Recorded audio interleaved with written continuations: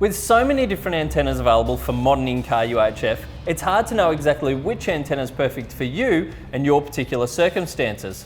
Fortunately, we've got Tony with us today from GME. He's going to run us through DBI and which antenna would be perfect for you.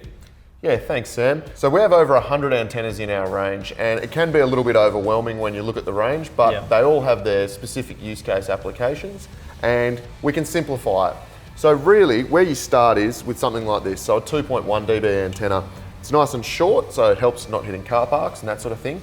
But in terms of your UHF performance, the shorter the antenna, it'll give you a more rounded radiation pattern, which means that you'll overcome obstructions like mountains and hills and that sort of stuff.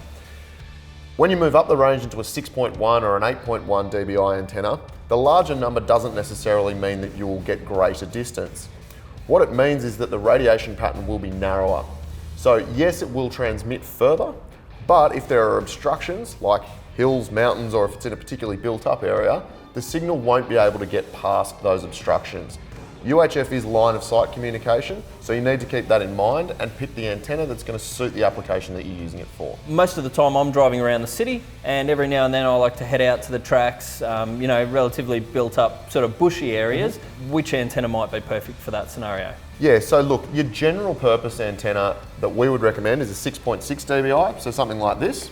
Now, the beauty of these ones is they are interchangeable, so you can simply unscrew the whip from the base and then change that over to a shorter antenna. So if you're going into the high country or up into the mountains and you know that there's going to be some more obstructions, then you'd switch the whip out to a shorter one. If you're going to go drive across the Nullarbor, then you change again up to an 8.1. And when I look through the range that we've got here as an example, there's some antennas that are even, quite thin with that sort of spring base in them already. What sort of circumstance is that one good for? Yeah, look, it's dependent on your vehicle and indeed where on the vehicle you want to mount it. So if you're in a four-wheel drive with a bull bar, then obviously these nice big robust ones are great if you accidentally clip a tree or something when you're out in the bush. If it's a lighter duty application, for instance, it's a touring vehicle that tows a caravan mostly on asphalt, then you can go for something like this, which is an elevated feed style antenna. So if you don't like having the big antenna on the bull bar, then you can go to a slimmer design and it will be less of an obstruction for your vision. Moving down the range here, we've got smaller fiberglass radome antennas. These are great if you want to guard mount them, because if you're putting one on the guard, you don't want one of the larger, heavier antennas. It'll start to bend the bracket around and move around a little bit too much.